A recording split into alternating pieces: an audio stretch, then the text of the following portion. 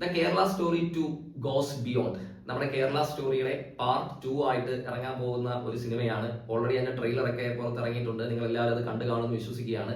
നമ്മുടെ കേരള സ്റ്റോറിയുടെ സെക്കൻഡ് പാർട്ടായിട്ടാണ് ഈ ഒരു സിനിമ വരുന്നത്. നമ്മുടെ കേരള സ്റ്റോറിയുടെ പാർട്ട് 1 ഇറങ്ങിയ സമയത്ത് തന്നെ ഒരുപാട് വിവാദങ്ങളും കാര്യങ്ങളൊക്കെ ഉണ്ടായിട്ടുണ്ടായിരുന്നു. നമ്മുടെ സുപ്രീം കോടതിയിൽ കേസുമായിട്ട് പോയിട്ടുണ്ടായിരുന്നു. കോടതി തന്നെ പറഞ്ഞിട്ടുണ്ടായിരുന്നു ഒരു ഫിക്ഷണൽ സ്റ്റോറിയാണ് എന്ന രീതിയിലൊക്കെ വേണം സിനിമ ഇറക്കേണ്ടത് എന്ന രീതിയിലൊക്കെ പറഞ്ഞിട്ടുണ്ടായിരുന്നു. സിനിമ റിലീസ് ആകുന്നു, അപ്പോൾ ഒരുപാട് വിവാദങ്ങൾ ഉണ്ടായിരുന്നു. നമ്മുടെ കൊച്ചു കേരളത്തിനെ ഡീഗ്രേഡ് ചെയ്യുന്ന തരത്തിലൊക്കെയുള്ള ഒരു സ്റ്റോറിയാണ്, പ്രൊപ്പഗാണ്ട സിനിമയാണ്, ഒരുപാട് എക്സാഗ്രേറ്റ് ചെയ്തിട്ടുള്ള കാര്യങ്ങളൊക്കെയാണ് അതിൽ പറഞ്ഞിരിക്കുന്നത് എന്നുള്ളതൊക്കെയായിരുന്നു പറഞ്ഞത്. ട്രെയിലർ 2 ഇപ്പൊ കേരള സ്റ്റോറി 2ന്റെ ആ ഒരു ട്രെയിലർ കാണുമ്പോഴും ഏകദേശം അതേ രീതിയിലേക്കുള്ള ഒരു കണ്ടന്റ് കാര്യങ്ങളൊക്കെയാണ് പോകുന്നത് എന്ന് നമുക്ക് മനസ്സിലാക്കാൻ നമുക്ക് സാധിക്കുന്നതാണ്. ഓക്കെ, നമുക്ക് നമ്മുടെ കേരള സ്റ്റോറിക്ക് നമുക്ക് ദേശീയ പുരസ്കാരം വരെ നാഷണൽ ഫിലിം അവാർഡ്സിന്റെ പുരസ്കാരം വരെ നേടിയെടുത്തിട്ടുണ്ടായിരുന്നു.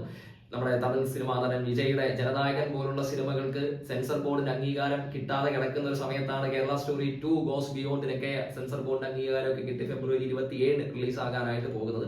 അതെന്തുമായിക്കോട്ടെ, ആ കാര്യങ്ങളൊന്നുമല്ല ഞാനിവിടെ ചർച്ച ചെയ്യാനായിട്ട് ആഗ്രഹിക്കുന്നത്. ഞാൻ ഇവിടെ ചർച്ച ചെയ്യാൻ ആഗ്രഹിക്കുന്നത് ഇപ്പൊ നമ്മുടെ ഇന്ത്യ എന്ന് പറയുന്ന രാഷ്ട്രം നമുക്ക് എല്ലാവർക്കും അറിയാം, ഒരു മതേതര രാഷ്ട്രമാണ് അല്ലെ. ഇപ്പൊ നമ്മുടെ ഇന്ത്യൻ ഭരണഘടനയിൽ തന്നെ നമുക്ക് ഇന്ത്യ ഒരു സെക്യുലർ സ്റ്റേറ്റ് ആണ് എന്ന രീതിയിൽ പറയുന്നുണ്ട്. ഇന്ത്യൻ ഭരണഘടന ആമുഖം എടുത്ത് നോക്കുകയാണെങ്കിൽ ആമുഖത്തിന്റെ ഫസ്റ്റ് പാരഗ്രാഫിൽ തന്നെ നമ്മൾ പറയുന്ന ഒരു കാര്യമാണ് ഇന്ത്യ ഒരു പരമാധികാര സ്ഥിതി സമത്വ മതേതര ജനാധിപത്യ റിപ്പബ്ലിക് രാഷ്ട്രം എന്നാണ് പറയുന്നത്. അവിടെ കൃത്യമായിട്ട് തന്നെ എടുത്ത് പറയുകയും ചെയ്യുന്നുണ്ട്. അതേപോലെ നമ്മുടെ ഭരണഘടനയ്ക്കുള്ളിലേക്ക് നമ്മൾ വരികയാണെങ്കിൽ നമ്മുടെ മൗലിക അവകാശങ്ങൾ നോക്കുകയാണെങ്കിൽ അവിടെ ആർട്ടിക്കിൾ നമ്പർ 25 മുതൽ 28 ഒരു ആർട്ടിക്കിൾ നമ്മുടെ മതസ്വാതന്ത്ര്യത്തെ കുറിച്ചുള്ള കാര്യങ്ങളൊക്കെയാണ് നമുക്ക് അവിടെ പറയുന്നത്. റിലീജിയസ് ഫ്രീഡം, അതിനകത്ത് പ്രത്യേകിച്ചും ആർട്ടിക്കിൾ 25 നമുക്ക് പറയുന്നത് നമുക്ക് ഇന്ത്യൻ പൗരന്മാർക്ക് നമുക്ക് ഇഷ്ടമുള്ള മതം സ്വീകരിക്കാം, ആ മതവുമായി ബന്ധപ്പെട്ട ആചാര അനുഷ്ഠാനങ്ങൾ അനുഷ്ഠിക്കാം, അത് പ്രചരിപ്പിക്കാനുള്ള സ്വാതന്ത്ര്യം ഉണ്ട് എന്നാണ് പറയുന്നത് അല്ലെ. ഇപ്പൊ ഈവൻ വേണമെന്നുണ്ടെങ്കിൽ ഒരാൾക്ക് സ്വന്തമായിട്ട് ഒരു മതം നിർമ്മിച്ച് ആ മതം വേണമെങ്കിൽ പ്രചരിപ്പിക്കാനുള്ള സ്വാതന്ത്ര്യം നമുക്ക് ഇന്ത്യൻ ഭരണഘടന നമുക്ക് നമുക്ക് അനുവദിച്ച് നൽകുന്നുണ്ട്. പക്ഷെ നമുക്ക് ഒരിക്കലും നമ്മുടെ ഇന്ത്യ എന്ന് പറയുന്ന രാഷ്ട്രത്തിന് ഒരു ഇന്ന മത രാഷ്ട്രമാണ് എന്ന രീതിയിൽ ഒരിക്കലും നമുക്ക് പറയാനായിട്ട് നമുക്ക് സാധിക്കത്തില്ല. അത് നമ്മുടെ നമ്മുടെ ഭരണഘടന തത്വങ്ങൾക്ക് എതിരായിട്ടുള്ള ഒരു കാര്യമാണ്, നമ്മുടെ ഭരണഘടന ബേസിക് സ്ട്രക്ചറിന് തന്നെ എതിരായിട്ടുള്ള ഒരു കാര്യമാണ്. ഓക്കെ, ഇപ്പൊ നമുക്ക് ഭരണഘടനാ നിർമ്മാണ സഭയിൽ ചർച്ച നടക്കുന്ന വേളയിൽ തന്നെ നമ്മുടെ ജവഹർലാൽ നെഹ്റു പറഞ്ഞൊരു സ്റ്റേറ്റ്മെന്റ് നമുക്കുണ്ട്. ഇന്ത്യ എന്ന് പറയുന്നത് ധാരാളം മതങ്ങൾ ഉൾക്കൊള്ളുന്ന ഒരു രാഷ്ട്രമാണ്. അപ്പോൾ ഏതെങ്കിലും ഒരു മതത്തിന് പ്രത്യേകമായിട്ടുള്ള ഒരു പ്രാധാന്യം നൽകുക എന്നുള്ള ബുദ്ധിമുട്ടായിട്ടുള്ള കാര്യമാണ്. അതുകൊണ്ട് തന്നെ നമ്മുടെ ഇന്ത്യൻ ഭരണഘടന അല്ലെങ്കിൽ ഇന്ത്യയുടെ ജനാധിപത്യ വ്യവസ്ഥിതി എന്ന് പറയുന്നത് ഈ പറഞ്ഞ മതേതര സങ്കല്പത്തിൽ അടിസ്ഥാനമാക്കിയിട്ടുള്ള ഒരു ജനാധിപത്യ വ്യവസ്ഥിതിയാണ് നമുക്ക് ഇന്ത്യയിൽ ഉള്ളത് എന്ന് ജവഹർലാൽ നെഹ്റു തന്നെ എടുത്തു പറഞ്ഞിട്ടുള്ള ഒരു കാര്യമാണ്. ഓക്കെ, ഇപ്പൊ നമ്മൾ പലപ്പോഴും ചില ആൾക്കാരൊക്കെ പറഞ്ഞു കേൾക്കുന്ന ഒരു കാര്യമാണ്, ഇതൊക്കെ വെറും ഒരു സിനിമയല്ലേ, ആ രീതിയിൽ കണ്ടാൽ മാത്രം പോരെ, ഇത് നമുക്ക് നമ്മുടെ അഭിപ്രായ സ്വാതന്ത്ര്യം അല്ലെ, നമ്മുടെ ആവിഷ്കാര സ്വാതന്ത്ര്യത്തിനകത്ത് കൂട്ടത്തിൽ വരുന്നതല്ലേ എന്നൊക്കെ പല ആൾക്കാർ പറഞ്ഞ് ഒരു സൈഡ് ലൈൻ ആയിട്ട് കൊണ്ടുപോകാറൊക്കെ ശ്രമിക്കാറുണ്ട്. ശരിയാണ്, നമുക്ക് ഇന്ത്യൻ ഭരണഘടനയിൽ നമുക്ക് ആർട്ടിക്കിൾ നമ്പർ 19(1)(a) നോക്കുമ്പോൾ നമുക്കവിടെ freedom of speech and expression നമുക്ക് നമുക്ക് പറയുന്നുണ്ട്. ഒരിക്കലും നമുക്ക് തള്ളിക്കളയാൻ നമുക്ക് പറ്റത്തില്ല. അഭിപ്രായ സ്വാതന്ത്ര്യം, ആവിഷ്കാര സ്വാതന്ത്ര്യം ഒക്കെയാണ് നമുക്ക് അതിനകത്ത് നമുക്ക് വരുന്നത്. നമുക്ക് ഈ പറഞ്ഞ അഭിപ്രായ സ്വാതന്ത്ര്യമുണ്ട്, ആവിഷ്കാര സ്വാതന്ത്ര്യമുണ്ട് എന്നുണ്ടെങ്കിൽ പോലും നമുക്ക് ഈ പറയുന്നതിനോട്ട് നമുക്ക് തോന്നുന്ന കാര്യങ്ങൾ തോന്നുന്ന രീതിയിലൊന്നും നമുക്ക് ചെയ്യാൻ പറ്റത്തില്ല. ഈ പറയുന്ന അഭിപ്രായ സ്വാതന്ത്ര്യം നമുക്ക് യൂട്ടിലൈസ് ചെയ്യാനായിട്ട് സാധിക്കത്തില്ല. അതിൽ നമുക്ക് നിയന്ത്രണങ്ങൾ നമുക്ക് പറയുന്നുണ്ട്. അത് നമ്മുടെ ഭരണഘടനയിൽ തന്നെ ആർട്ടിക്കിൾ 19 തന്നെ നമുക്ക് എടുത്ത് പറയുന്നുണ്ട്. ഇപ്പൊ കുറച്ച് ഉദാഹരണങ്ങളായിട്ട് പറയുകയാണെങ്കിൽ ഇപ്പൊ നമ്മുടെ രാജ്യസുരക്ഷ, ഐക്യം, അഖണ്ഡത, പരമാധികാരം, ഇതിന് ദോഷകരമാകുന്ന രീതിയിൽ നമുക്ക് അഭിപ്രായ സ്വാതന്ത്ര്യം ഉപയോഗിക്കാൻ നമുക്ക് സാധിക്കത്തില്ല. അപകീർത്തിപ്പെടുത്തുന്ന രീതിയിൽ അഭിപ്രായ സ്വാതന്ത്ര്യം നമുക്ക് ഉപയോഗിക്കാനായിട്ട് നമുക്ക് സാധിക്കത്തില്ല. കുറ്റകൃത്യത്തിന് പ്രേരണയാകുന്ന തരത്തിൽ അഭിപ്രായ സ്വാതന്ത്ര്യം ഉപയോഗിക്കാൻ നമുക്ക് സാധിക്കത്തില്ല. അതേപോലെ നമുക്ക് ഈ പറയുന്ന നമുക്ക് മൊറാലിറ്റി, ഡീസൻസി, ഇതിനൊക്കെ എതിരായിട്ട് നമുക്ക് അഭിപ്രായ സ്വാതന്ത്ര്യം നമുക്ക് ഉപയോഗിക്കാൻ നമുക്ക് സാധിക്കത്തില്ല. വിദേശ രാജ്യമാണ് സൗഹൃദ ബന്ധത്തിന് ദോഷകരമാകുന്ന രീതിയിൽ നമുക്ക് അഭിപ്രായ സ്വാതന്ത്ര്യം നമുക്ക് ഉപയോഗിക്കാനായിട്ട് നമുക്ക് സാധിക്കത്തില്ല.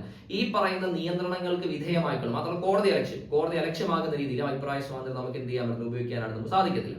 ഈ പറയുന്ന നിയന്ത്രണങ്ങൾക്ക് വിധേയമായിക്കൊണ്ട് മാത്രമേ നമുക്ക് നമ്മുടെ അഭിപ്രായ സ്വാതന്ത്ര്യം നമുക്ക് ഉപയോഗിക്കാൻ നമുക്ക് സാധിക്കത്തുള്ളൂ. ഓക്കെ, അതിന് ബദലായിട്ട് നമ്മൾ പോവുകയാണെങ്കിൽ നിയമപരമായിട്ടുള്ള പല നടപടിക്രമങ്ങളും നമുക്ക് നമ്മൾ വിധേയരാകേണ്ടതായിട്ട് വരുന്നതായിരിക്കും. ഇപ്പൊ മതസ്വാതന്ത്ര്യത്തിനകത്ത് കാര്യത്തിലാണെങ്കിലും അതേപോലെ തന്നെയാണ്.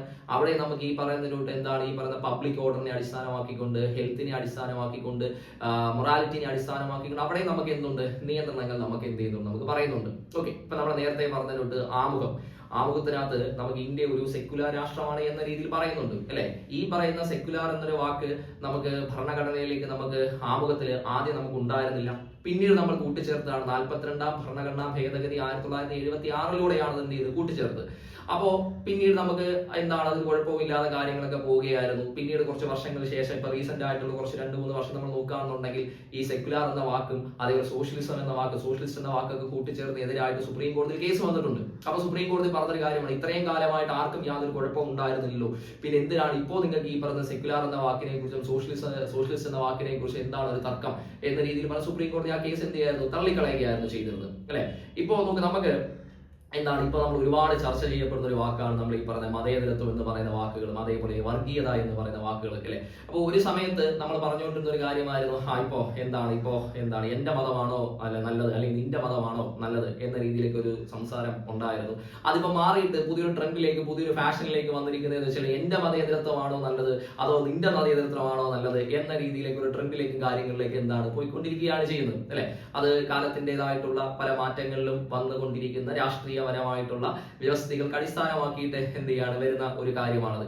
അപ്പൊ അത് എന്ത് തന്നെ ആയിക്കോട്ടെ, നമുക്ക് രാഷ്ട്രീയം നമുക്ക് എന്ത് ചെയ്യാം, മാറ്റി നിർത്താം. എന്ത് തന്നെ നോക്കിയാലും ശരി, നമുക്ക് ഇന്ത്യ എന്ന് പറയുന്ന രാജ്യത്തിന് എന്തില്ല, ഒരു മതമില്ല. ഇന്ത്യ എന്ന് പറയുന്ന രാഷ്ട്രം ഒരു മതേതര രാഷ്ട്രമാണ്. നമ്മുടെ ജനാധിപത്യത്തിന്റെ ആണിക്കല്ല് എന്നറിയപ്പെടുന്നത്, ഹോൾമാർക്ക് ഓഫ് ദ ഡെമോക്രസി അല്ലെങ്കിൽ മുഖമുദ്ര എന്നൊക്കെ നമ്മൾ വിളിക്കുന്നത് നമ്മുടെ മതസ്വാതന്ത്ര്യത്തിനെയാണ്. ആർട്ടിക്കിൾ 25 മുതൽ 28 വരെയുള്ള മതസ്വാതന്ത്ര്യത്തിനെയാണ് നമ്മൾ ജനാധിപത്യത്തിന്റെ ഹോൾമാർക്ക് അല്ലെങ്കിൽ മുഖമുദ്ര അല്ലെങ്കിൽ ആണിക്കല്ല് എന്നൊക്കെ നമ്മൾ വിളിക്കുന്നത്. ഇപ്പൊ എന്ത് തന്നെ ആയിരുന്നാലും ശരി, നമ്മുടെ ഇന്ത്യ എന്ന് പറയുന്ന രാഷ്ട്രം എന്ത് ചെയ്യും, ഒരു മതേതര രാഷ്ട്രമായിട്ട് തന്നെ നിലനിൽക്കുന്നതായിരിക്കും. അവിടെ ഇനിയിപ്പോ എന്ത് രീതിയിലുള്ള എന്താണ് സിനിമകളായിക്കോട്ടെ, അല്ലെങ്കിൽ കാർട്ടൂണുകളായിക്കോട്ടെ, അല്ലെങ്കിൽ നോവലുകളായിക്കോട്ടെ, അല്ലെങ്കിൽ എന്ത് വന്നാലും ശരി, ഇന്ത്യ എപ്പോഴും ഒരു മതേതര രാഷ്ട്രമായിട്ട് തന്നെ നിലനിൽക്കുന്നതായിരിക്കും. നമ്മൾ ഇന്ത്യക്കാരെല്ലാം ഒരുമിച്ച് തന്നെ നിലനിൽക്കുന്നത് ആയിരിക്കും. ഇപ്പൊ നമ്മുടെ കേരളത്തിനെ കുറിച്ചുള്ള കാര്യമാണെങ്കിലും അതും അതേപോലെ തന്നെ നിലനിൽക്കുന്നതായിരിക്കും കേട്ടോ. ഈ പറയുന്ന പ്രൊപ്പഗാണ്ട സിനിമകൾ വന്നാലും ശരി, അല്ലെങ്കിൽ എന്തെങ്കിലും ഒരു കരുതിക്കൂട്ടിയുള്ള എന്താണ് മുന്നേറ്റങ്ങൾ വന്നാലും ശരി, ഇന്ത്യ എന്നുള്ള രാഷ്ട്രവും നമ്മുടെ കേരളവും എല്ലാം ഒരുമിച്ച് നിൽക്കും.